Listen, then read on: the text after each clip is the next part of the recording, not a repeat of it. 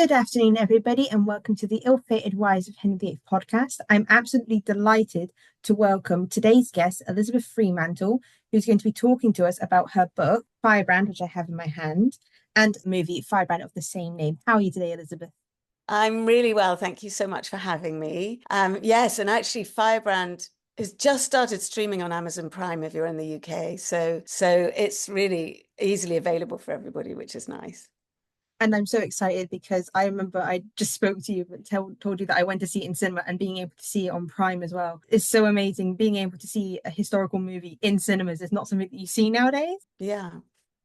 So we'll jump right into it. We'll start off with your book, which I think is, in my opinion, better because books are always better, not to say against the movie. And then we'll get into the movie itself. So for people who aren't aware, Firebrand was published as The Queen's Gambit, I believe. Or just Originally. Queen's Gambit, no the. Oh, just Queen's Gambit. We're getting a bit confused here with the series, aren't we? Yeah, the Walter Tevis novel, which was, I think, published in the 80s, and it's just kind of it was coincidental that the two screen adaptations sort of emerged at around to similar times, so we had to change the title of the film to Firebrand, which I love. So I actually think it's quite lovely, especially since it kind of makes it stand out more against, we have like the Tudors and things like that. We have the yeah, Belingo Firebrand.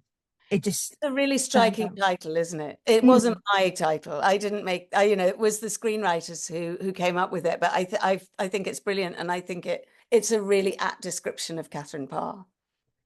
For people who haven't read the book, who need to, it's about Katherine Parr prior to her marriage to Henry VIII, during the marriage, and then a little bit after as well. Don't want to spoil it for people who don't know Yes. the whole history. And it's interesting about Catherine Parr is that despite her lasting longer than any of the wives, apart from Catherine of Aragon, she's quite overshadowed by his more scandalous wives, such as Anne Boleyn or Catherine Howard, and her importance is a little bit diminished. So it kind of is interesting to see a book about her and now a film as well. Can you tell us about what appealed to you about Catherine and why you wanted to write a novel about her? Well, I was always very interested, when I was a child, I read all those Jean Plaidy novels about the six wives of Henry VIII and about Mary, Queen of Scots. And I was so horrified by those stories, yet fascinated. And I think what happens is each generation has their version of these women. They've become a kind of almost folkloric in our culture. And I never really thought about writing. I was writing contemporary fiction, having absolutely no success with it. And I'd been very interested in Catherine Parr as a figure because when I studied English literature, and I studied her work as one of the early modern women authors. And so few people know that, or knew, hopefully now a few more people know, that she was the first English woman to publish work in the English language, the first. And I thought, oh, I'd love to write about her. But I thought, well, I'm not a historian. It's not really my lane. But she kept on kind of niggling at me and niggling at me. And there was another, there were a lot of things about, that I think the Tudors on, that Tudors series on TV was running, and there were all sorts. There was a little bit of kind of general interest in the Tudor family again, and I think there had been Philippa Gregory's The Other Boleyn Girl had been made into a film, and then Hilary Mantel had published Wolf Hall, and I sort of thought, well, if I'm going to write about Catherine Parr, this is the time. But I was still very nervous about it. But I did think that her legend, if you will, had kind of cast her as this really dull woman. And the more I looked at her story, the more I understood that she was a really astonishingly tenacious, intelligent, really an extraordinary woman who the Parr family were from a kind of middling family of Tudor courtiers. Catherine Parr's mother and sister were served at court. Catherine Parr's mother served Catherine of Aragon, and her sister served Mary Tudor, the oldest daughter.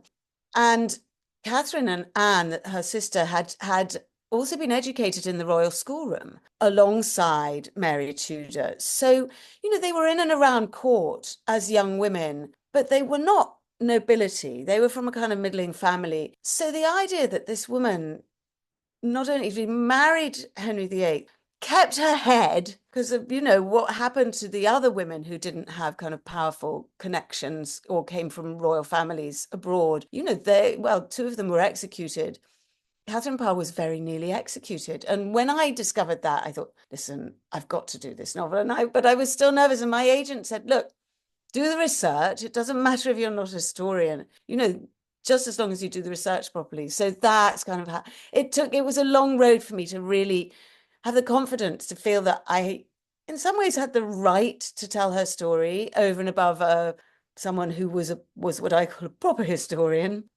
Anyway, so, and I wanted to kind of redress the balance, the sort of Victorian idea about her as a sort of dull nursemaid who had kind of survived him, but had nothing more interesting about her than that. I wanted to blast through that theory and show her as the kind of extraordinary, kind of tenacious political operator she was. And it's interesting that you mentioned not feeling confident to write this book because you weren't, a historian and you felt like that it wasn't your right. I must say that I absolutely love it. I've loved it since I read, the first version, and I just think that you've captured her story so brilliantly. I literally felt times where I was like, God, Catherine, you are so smart. How do you do this? And then other parts where I think you'll probably guess where I felt this, but a little bit like, God, you're so stupid. But Yeah. it's amazing how much you've managed to capture her story without feeling that you felt the right to it. Well, that's very kind of you to say. And I think what I did was I really did a huge amount of research because I felt that if I was to, I think you're always told, and I did a master's in creative writing. It's like, write what you know, write what you know. And I think, I thought, okay, well, this is not really this is not what I know. And then I thought, well, come on, I can find out, So I really researched. And in some ways, having now published 6 more historical novels about real people, and actually written 7, because there's another one now that's in the pipeline. I obviously have the confidence about my own ability as someone who can write into the kind of historical sphere and create something that has a ring of authenticity. But this was the first novel I had published. And after also having written 3 contemporary novels that were all turned down by, I think, every editor in the English speaking world. I had had so many knockbacks. My confidence was quite low. But interestingly, it was when I really, I was very, very passionate about these stories, despite the fact I didn't think it was my right to tell them. And then I thought, well, there are other ways to tell historical stories. I thought, what about Katherine Parr's story is my story? And, her as the survivor of abuse at the hands of a man, that's my story. That happened to me as a young woman and in a very violent way. And I thought, so I came to recognize that there were elements of her story that did ring true in terms of my own life and things that I could access about her story that I could tell from personal experience. And I feel that might be how I arrived at something that feels true. Though we've got to remember, nobody's stories being told now about the Tudor period, being told at any period in our, in the history of literature, they are all anachronistic. None of them are the truth. Some of them can kind of lean towards a truth. All of them really are contemporary novels that speak to our moment in time. And for me, it's a portrait of an extraordinary woman, most of which tells the story of a horrendously abusive marriage. And also another, well, not only one horrendously abusive marriage, that's all I'm going to say. You will know what I'm talking about. People who haven't read the book will not know what that is, what I'm talking about. I don't want to give away too many spoilers. But I feel that, in order to access people from the past, you've got to sort of channel it through your own experience. Otherwise, you may as well write biographical nonfiction. Fiction is about getting underneath the skin, really into the heart of your character. And yeah, so she was the first. And I think if I were rewriting this novel, I did re-edit it, which is not the same thing. If I were to rewrite it, I think I would write it quite differently now. I mean, that Katherine Parr would still be the same character. But I think because of my experience now in writing, I think I would write her story, it would be different. I'm a different person now. It's kind of, I mean, I started writing this at 14 years ago. They say every 7 years, every cell in your body is replaced. So every cell in my body has been replaced twice, maybe my brain cells too. I'm a completely different person. So yes, it would be interesting to see how I'd tackle it. I'm not going to do that. It's quite interesting that you mentioned that the inaccuracy of historical fiction, because as we keep saying, there's never going to be a completely accurate because we don't know what happened. Yeah. And we have to kind of imagine what these conversations were. And Mm. all of the women that are featured in the book, whether they're a one scene character or they take up the whole book, such as Catherine, have a depth to them that I quite liked because you could kind of understand why each character was acting this way. And I kind of wanted to find out about what it was like to write about these women who were sometimes pitted against each other, no fault of their own, but because of the politics that they were involved in, and what it was like to bring all these different characters to life. Well, I think as a writer, I begin with character and I write for every character in all my books, even the minor ones. I tell a backstory for them. I write all these, little histories, and I have a sense of the trajectory of each individual life. And most of that doesn't make it anywhere near the text of the finished novel. So I think that's how come they all kind of exist quite strongly on the page. As for those kind of cultures where women all live together, I'm very interested in that because I think, women can be collegiate and support each other and, but they can also be the absolute opposite. And I think that creates a really interesting tension. I spent a long time in all girls boarding schools as from a very, very young age. I was 8 when I first went. It was not always great. And so I drew on a lot of that for those, that kind of enclosed female world at court, where these women are all in a way the spokespeople for their husbands within the female arena in the court. And, at court, there might have been, 300 or 400 men in this great kind of, traveling circus that was the royal court, and maybe 12 or 13 women. So, they had to kind of support each other and they were more for each other than against. And, I think Catherine's household was really interesting because her household, she was promoting the new faith very quietly. But she had some quite radical women in her household. And, so they may have been at odds in other senses, because I think some people were a bit snooty about the fact that she became queen when she wasn't really right up there in terms of her breeding. But ultimately they all wanted the same thing. So even her great enemies within her household, there's one in particular in the novel, and Stanhope, she is in the book, but she's the wife of Edward Seymour.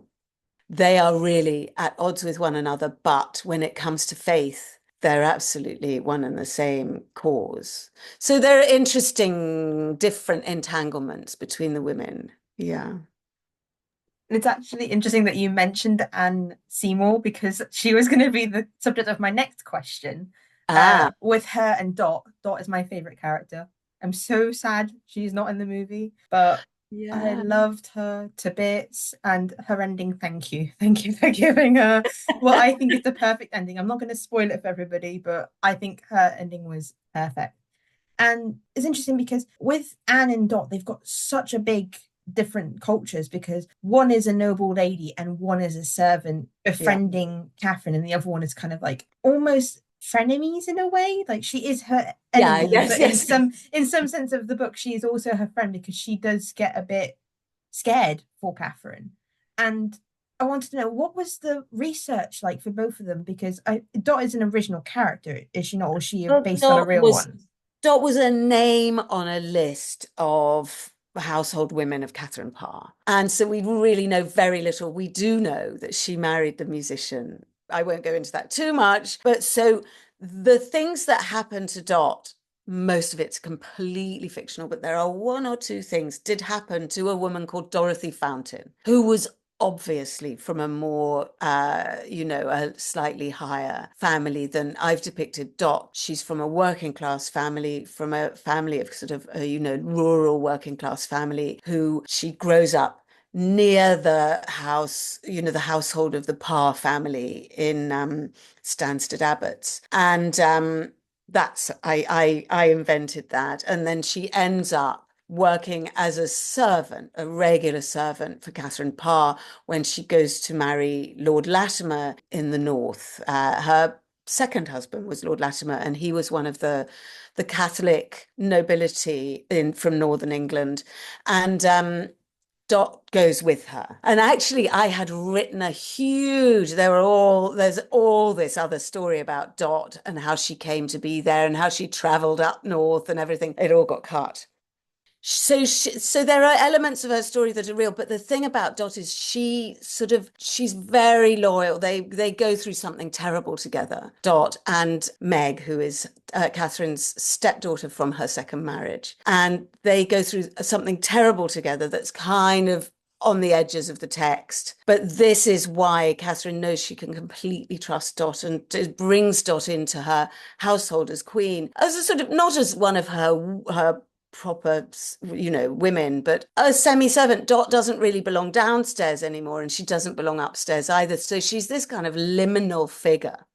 And I thought she would be a great way for people to, for she could be the one to describe the court. Because for Catherine Parr, court, she knows what it's like. She's not walking in and thinking, oh, wow, look at this place. Whereas Dot is walking into Whitehall Palace. She's never been there before.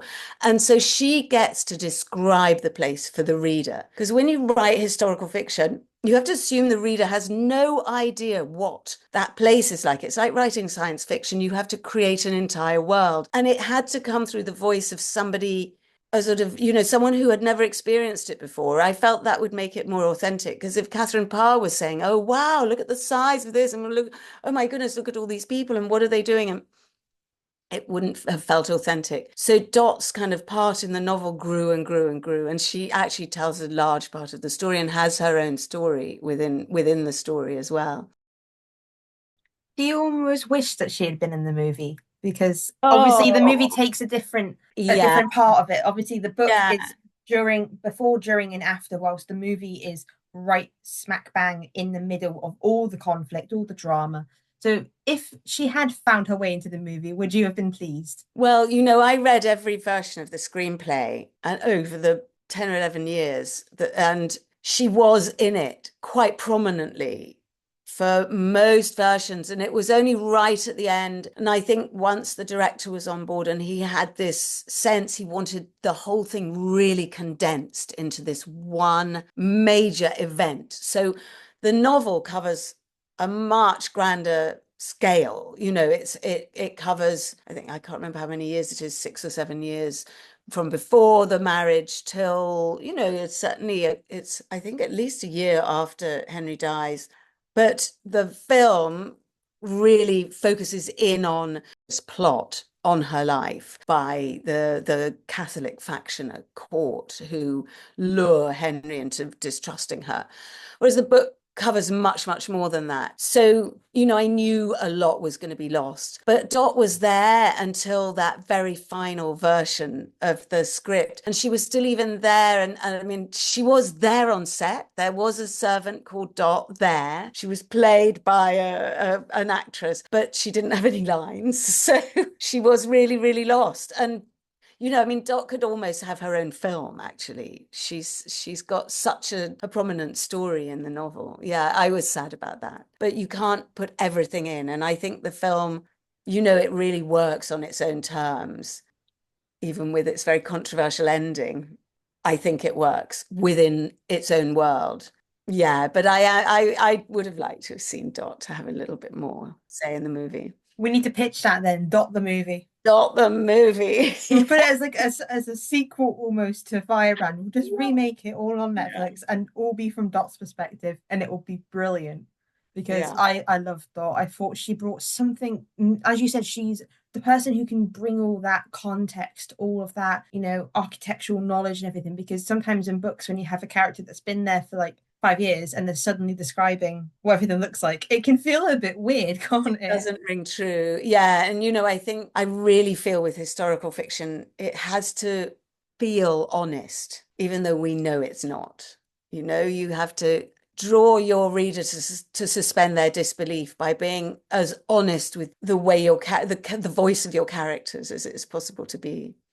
And I just want to go back to when you mentioned about the screenplays and everything, because obviously it's a writer's or author's dream to have it adapted into a movie or a television show. It must have felt so amazing for you. And I just want to know what your first reaction was to learning that there was going to be a movie out about your book. Well, I mean, it was a really, really long process. I sold the rights before the book was published. And there had been quite a lot of interest. There were two or three different production companies interested. And, I sold the rights. And then, I also knew there was very unlikely that it would ever make it to the screen. A lot of rights get sold and they never make it. But they kept, so you sell at what's called an option. It lasts for 18 months. And, the production company can then start working on developing the thing, and then each 18 months, if they can show that they are putting work into development of it, that they've got a screenplay or they've got they're working towards something, then they have the right to renew for another 18 months. And that did keep happening in the background, and I was thinking, oh well, wouldn't it be amazing if one day, and my agent would say, well, it's never going to happen. And then it was during COVID, actually, I got a call from the producer, and she said, yep, we've got it, we're casting it, it's actually happening. I nearly fell off my chair. And it was just, after that, it was just a massive series of incredible high points. It was like, come and meet the director, we're all having dinner together, and I'm like, I can't believe this is happening. And it was just, yeah, so there were all these moments where we were getting closer and getting closer. And then there was a huge thing where at the 11th hour, it nearly all fell apart. So it might not have happened even when they were like 2 months away from filming. And then it did, it all came together again. And, so those things, the likelihood of that all happening, all those planets aligning at the same moment is so unlikely. Yeah, it was. I mean, it's been really one of it's been the high point of my career, watching another creator take my story and make their own creation out of it. That it's been so exciting and continues to be. You can just see that you are absolutely buzzing, as you should be, because the film and the book are both phenomenal. And I think it's paved the way even further for more historical fiction to come out, because it was the same with the Tudors. The amount of things that came out after the Tudors, Yeah. it's astonishing. So it's fair to say that you have a big right to be buzzing and to be happy. And it's amazing because not a lot of authors are as involved in the production process for like adaptations and things. So it's safe to say that you were very much involved in all stages of it then. I was very lucky in that respect because I chose not to be involved with the adaptation because back then I just signed my first, it was a 3 book deal. I had to write 2 more novels and I was already thinking, I don't know if can I even do that? Turned out I could, thank God. Um, and so I thought screenwriting is a completely different discipline. And I had done in my creative writing masters, I'd done a module in screenwriting and it was my worst mark. It wasn't something I came to naturally. And I just thought, no, I'm not in a position to be involved with that. And also I thought I'm too close to it. I know I'm enough of I've always been really, really interested in film. And I knew it would have to be kind of completely ripped apart and rebuilt. And I thought I was too close to it at the time to be able to know how to do that. So even though I chose not to be part of that, I met with the producer really wanted to involve me. I met with the screenwriters and, I met with the director and then when it was cast, I had a few meetings with the cast and talking to them about how I saw my characters and, long discussions. And so that it was really, really lovely. And I gather that that's not always the case. I think Gabrielle Tanner, who was the producer that really, and she really, really championed it and championed me as well. I think she likes to create this real family feeling around a film. And, she said to me, I want you to feel like you're part of our film family. And it really was. And I really did, which was lovely. And I know that I'm really lucky in that respect because it's not always like that. In terms of, you just spoke about the casting and talking about the cast about Yeah. how to bring your characters to life or these historical figures to life. How did you find out what actors were being auditioned for it? Was there a specific actor in mind? Because we have Jude Law and Alicia Vikander who are absolutely brilliant, but obviously they're not the whole cast. So was there anyone in your mind that you wanted or the Well, director's mind? interestingly, I had made a suggestion of Patsy Ferran, who's an Anglo-Spanish actress, kind of mainly a stage actress, and I suggested her as Mary Tudor, and she did end up being cast. I don't know if they were already looking at her. I mean, she was probably quite an obvious choice out of English actresses to play, but I think she was terrific. I was really, really, really pleased with her. I mean, no, it was. I didn't really, they'd always say, well, do you have any ideas? Who would you just see as Henry? And I never in my wildest dreams would have suggested Jude Law. I mean, who would, it's just so counterintuitive and was such a genius choice. I think that was Kareem, the director, who really, really wanted him. And he wanted Jude because the idea of the young Henry being this kind of incredible, kind of golden boy, the glamorous court, the glamorous prince in his youth. And I think Kareem, the director's Kareem Ainuz, he thought, that we all remember Jude Law as this like beautiful young man, and then to see him playing, there's still that echo of that beautiful young man, even though, I mean, Jude is grotesque in the film, but there's still, you remember that. And, he felt that be a parallel to how the courtiers who had all, had kind of grown up at court with Henry and known him as that beautiful young man, charismatic, intelligent, brilliant dancer and a singer.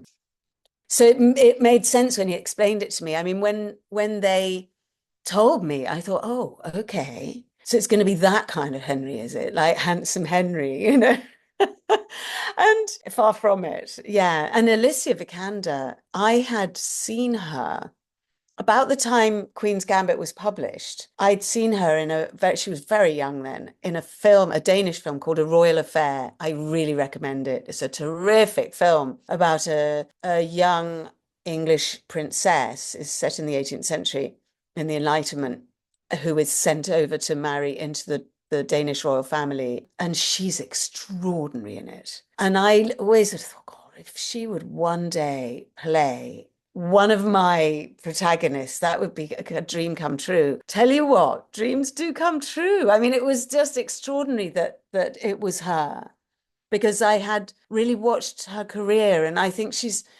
what she has is, one, she's so opposite in sensibility to Jude. There's like fire and ice, and he's fire, and she is very much ice. She's got this very, very She's incredible poise. She trained as a ballet dancer, and you just see that, that kind of Swan Lake, those kind of bruised and battered and bleeding feet in their point shoes, all, and yet they're perfect. You don't see any of it on her face. And she really brings that to Katherine Parr, and that is Katherine Parr. She can't show anything. All that fervor of the new faith going on underneath her surface. And, you see it in the book she published after Henry died, what she really believed.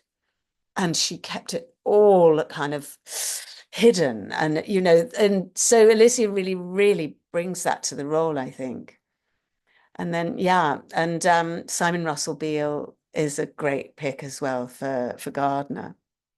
Yeah, no, I didn't really have a hand in the casting at all. You only know who you see in other films, and actually there is this huge kind of quantity of brilliant actors, stage actors, particularly in the UK, and who so the casting director really did a great job, I think. Yeah, because when I first found out that Jude Law was playing Henry VIII, I will admit that I was like, could he bring in the nastiness to the role? Because we see Yeah. him, it's so Mm. nice in so many other movies. We see him as charming and lovely, and Henry was charming and lovely in his, young, well, a little bit in his younger years. But when he Yeah. got older, he becomes so nasty. And I must say, he completely shocked me. When I first saw the trailer, I was like, whoa, Yeah. that Yeah. is not what I was expecting at Yeah. all. So I Yeah. think he's kind of surprised everybody with how much he's brought to the Yeah. role. I mean, I had seen him in a film called The Nest, in which he plays really nasty. It's about another film about a marriage. I mean, it's a contemporary film. He plays a really, a pathological narcissist, a very nasty but kind of smooth, good-looking character who's but really, really nasty. And so I had seen that. I'd just seen that when I heard that he was being cast, and I thought, okay, well, I know he can because he's also a really good actor, I think. He's not just a pretty face, that's for sure. And in some ways, I feel with him, his good looks have somehow held him back. And I feel he's really starting to play now these really, really interesting roles. Now he's a bit older because he was just so gorgeously pretty as a young man. You can't kind of, I think people didn't sort of take him so seriously as an actor. Yeah, and they thought that he was just good for like the pretty boy Yeah. roles and things, which I think I agree with as well, because an actor's look shouldn't always hold them back. Because you see it with not always actors, but sometimes directors are just like, I need someone astonishingly pretty for this role, and sometimes it doesn't all work out that way. So it is Yeah. amazing to see him prove sometimes the hate is wrong. Not that I personally Yeah, think he's always been a absolutely. great actor, Absolutely. but Yeah. I mean, it's I good to suppose see it's a little bit like Leo DiCaprio, that kind of, that very, very like beautiful looks and not like those really kind of, Paul Mescal, very masculine type looks. Yeah, I think they had to work harder, and I think so it's really great to see he's playing some really interesting things now, Jude. It's really great. I think he's pretty much gonna be on National Treasure territory before long. And I wanted to ask, because you mentioned Patsy. I loved her as Yeah. Mary. I thought the casting throughout the whole movie was amazing, especially with Elizabeth, because she looks so much like the And portrait. isn't she And extraordinary? Junior Reese, she's called. Wonderful. And she was 17 when she was on set. I mean, so, so young. But she's got this extraordinary kind of regal bearing and that hair, everything. I mean, she really, she's quite something. Yeah, so Nina Gold cast it, and I mean, she's really like the top casting director in the UK. And, I mean, she's internationally, really. She cast Game of Thrones, she cast pretty much everything you've ever heard of, but certainly that comes out of here. And I think she really, so I think, she found people like Junior to play Elizabeth. And in all those kind of smaller roles, Eddie Marsan as Edward Seymour, and I mean there's some really interesting faces in there. It's really well cast. Yeah. interesting. That's such an important part of a historical movie or television show, not only because the person needs to not only bring that performance, but you kind of need to be able to see who that person is, because we've had some bad choices in the past. I'm not going to specify who in terms of historical accuracy, because they don't look like the person at all. They might have brought that suave to it, but they just weren't looking like that person at all. But Firebrand has nailed it, I think. And I think that's something that you've mentioned quite a lot in previous interviews, is that you felt like you did it right. Well, they did it right. I think what they did, and I think Kareem was really absolutely adamant that he wanted everything, the world of the film, to be absolutely authentic. So the costumes, I mean, the costumes had kind of flourish of excitement when the first stills were released about there's a particularly about style of the French hood that Catherine is wearing. It's like historians specializing in historical clothing. They were like, I can't believe it. It's an authentic French hood. And, it's sitting at the right angle and it's got a chin strap. And so all these little details were so accurate. And you see, for those of us who are really familiar with the famous portraits, he reproduces the costume design, Michael O'Connor, he reproduced the outfits that they are wearing in their portraits to the last stitch. And so you're watching and you're thinking, it looks familiar. And that's a really wonderful thing to witness. I mean, it was astonishing going on set. I mean, I walked up, it was all shot at Haddon Hall in Derbyshire.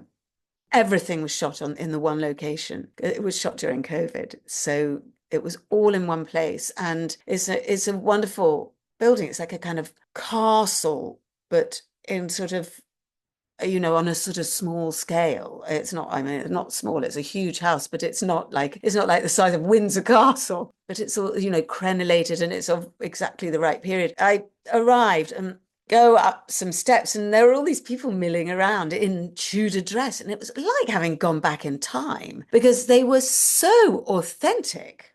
It was a really strange moment just because there were a few extras kind of, wandering about the place. And yeah, it was an incredible thing. There was none of that inspired by costume. And the sets and everything had this incredible ring of authenticity. The milieu and the behavior and that sense of claustrophobia, that's all really authentic. And I think from that base of honesty, I think they get away. I mean, some people would argue with me about this. I think they get away with the extent to which they've played around with historical fact in the plot of the film. For me, it works. There have been certainly quite a few complaints about the ending. I mean, a few people have kind of complained to me with sort of certain outrage on, I didn't write it. I didn't write the ending. It's not the same as the book. In the book, I stick quite closely to historical fact. I'm very, very careful in the book because she is an English queen and we do know a lot about her life story. So I have that opportunity to be accurate.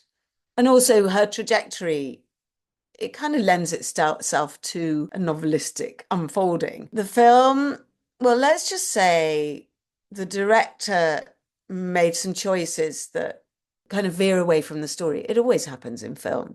But what it does do, I think some people have said, but it's so different from your book. But in some ways it is and it isn't different.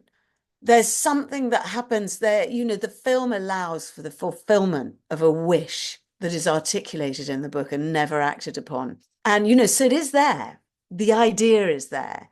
And I think the characters are the characters from the book. That's my Henry in the film. That he's sort of at once sort of thrilling and exciting and singing and dancing. And then at the next, he turns on a pinhead and he's absolutely terrifying. That's the Henry I had tried to create in my book. And it's my Catherine as well. I recognize them. But I think, it's interesting to kind of compare the two tellings. I mean, I'm really interested in film. I'm really interested in adaptation and how, I think a lot of people, they just want to see what they read when they watch a film. And that's never going to happen because, a novel is always got to be kind of bent out of shape to fit into a 2-hour film format. And I like that about it, but not everybody responds differently. Yeah, I completely agree because I remember I read the book the night before I went to see it just to catch up on it, just to make sure I was like, okay, so this is what I'm going to expect from the book. I want to see what happens in the movie. And I myself, I actually quite like the film ending because, as you say, it does replicate that scene, which I wished she had gone through with it. I'm so sorry. Yeah. I think Catherine in real life probably wished she had done it as well. But I think it quite shows the audience what would have been like a good idea, but obviously couldn't happen. And I quite like that. I think it shows we can kind of agree with it because women who have gone through abuse can kind of see themselves, the kind of thought you have, like, oh, I just wish I could get it over and done with, Yeah, get yeah. rid of It's them. an But act of imagination in some ways. And I think, that's the thing about fiction. And, my novel is fiction, though, there's a certain amount of accuracy in it. It is fiction. And the film is a fiction. And it's about a view. And particularly, Karim is from Brazil. And so he's got a completely different take on the Tudor story. And, so it's seen through the prism. My novel is my take, and his film is seen through the prism of my novel, but it's through his, it's his vision. And that was, and I think in some ways, I don't know, I did some Q&As in cinemas when the film first came out, and it was really interesting because we could talk specifically about the ending because the audience had just seen the film. A few people were saying to me, yeah, it was like, I really wanted that to happen, and I'm so glad it did. It felt like it should have happened. And I think if we expect historical verisimilitude in the cinema, we're looking for it in the wrong place. I mean, there are many, many fantastic books that tell the life of Katherine Parr. I mean, Linda Porter's biography, Elizabeth Norton's biography, both extremely good books. That's where you go if you want the true story. Don't look for it in the cinema. Not it's fiction. But that's my take. And everyone's entitled to their opinion, obviously. And some people, they want, I think it's interesting actually, historical film, because there's been a fashion recently for film that really deliberately goes right off piste. So I think it began really with The Favourite and depiction of Queen Anne, and that was highly charged comedy, satire, really. And then, that spawned a whole number of other, I think, The Great, about Catherine the Great. And then there was a Marie Antoinette TV series. And, now I think, and to a large extent, Bridgerton is a little like that, that there is a space where history, it's sort of, I guess it's alternative history, isn't it? And, in some ways, Firebrand, the film, which I wouldn't say the book was alternative history. The book is pretty much is history, fictionalized history, whereas the film is sort of alternative history. But it's taken, rather than going down the kind of comic route, there are a few laughs in it. It's a sort of horror story, isn't it? Really. Henry is a psychopath. He's terrifying. And, there are a few kind of really, really terrifying moments that are like horror film moments. I think there are so many ways to tell stories, and I love that. I love, Six, the musical, exists, and that's a completely other way of talking about Henry's wives. And there's room for all of that, and I think it's really exciting and really fun and a really great way for people to engage with history from a starting point. And I think everybody knows enough to know that's not what really happened, but hopefully they'll go, and if they're interested, they'll go and read further into it. I think I absolutely agree with your statement that we can't look for complete historical accuracy, especially in film, because as people have praised so much about Firebrand, the costumes are amazing. The way they speak is amazing because it's not a modernized version of it. It is what we believe they would speak like. And then people go and say, oh, but the ending, or Yeah. perhaps the scene, I won't spoil it for people, but a scene with Henry and Catherine, which probably did not happen in real life, but might have because we don't have all the information. And I think it's wrong to pick at it because in a way it's celebrating that person's existence. Yes, and I think it brings Catherine's story to a wider audience. I mean, it's interesting because when people criticize the film, and a lot of people absolutely loved it, having said that, it was mainly people have really loved it. But when I get bad reviews for my books, it's like a stab to the heart. Honestly, you never forget them, and it's just awful because it's my baby and it's really personal to me. But interestingly, because the film is not my film, it's tangentially my film. it doesn't hurt so much, but it's sort of interesting to me to see how people grapple over it. And there's an article in the Guardian today that's talking about this phenomenon because The Mirror and the Light has just come out, the final on the screen. I haven't seen it yet. I look forward to it. And also, it's kind of great because Firebrand tells the story after Cromwell's death, so it's a kind of follow on after The Mirror and the Light. So the timing of that's quite kind of cool. It was not by design, but there has been this where the Tudors are having a moment. There's no doubt about it. There was the exhibition at the National Portrait Gallery. There's The Mirror and the Light. There's Firebrand. There's Six. All these things. There's all this kind of flurry of interest in, particularly in the women. And it was rather dismissive about Firebrand and said, had, the astonishing ending, bordering on fan fiction. And I have to say, I was a little hurt by that, even though it's not my film. I thought, well, that really isn't what it is. But, I love something that is kind of controversial in a way, because you can do, a faithful costume drama. And for me, it's kind of boring. I think it's good to create something that challenges people and that creates a conversation. And, I do that to a greater extent now with my novels because I'm more experienced as a writer and I have more confidence. And so, yeah, so I feel like I can kind of drill down more into my own kind of philosophical ideas and look at those through my characters. And yeah, so I think my writing, I can come back to what I said at the beginning, if I were to write Firebrand again, it would probably be a really different novel because I approach my novels I think from a point of, I see them more through the prism of our contemporary lives now. And, I wrote Firebrand pre-Me Too. And I think I think my novels are very, very informed by that. My more recent novels, very, very informed by that movement, very, very meaningful for me and very, very meaningful for many women. And I think in some ways, Firebrand, the film, is the post-Me Too Firebrand. That our culture has changed a lot in the last decade. Yeah, I'd love to do a follow-on to Firebrand for the screen that tells the story about what happened to Elizabeth after after her father's death. But yeah, I very much doubt that will happen. It would be cool though. And we will have to keep our eyes out open for all of your upcoming books. My shelves are going to be filled. We'll have to chat. I'll have to come back and chat about that too. Oh, you most definitely will, because we need people to keep talking about these women, especially women who are known but not. They're like a little speck almost of dust. They're anecdotes, yeah, and I think they shouldn't be anecdotes. We should know more about them, and so hopefully I play my small part in making sure that they're not just like kind of women, sort of tragic women in 19th century paintings.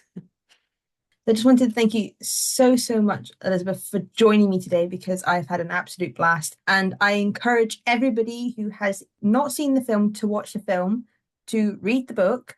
I personally read the book before the movie, but you can read it after the movie as well, either way. So thank you so, so much, Elizabeth. That's been my great pleasure, Emma. Honestly, it's been really fun to chat. I always love to talk about Katherine.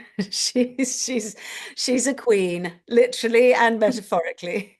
You're welcome back anytime. This is the ill-fated wives of Henry VIII signing off. Thank you and have a lovely day.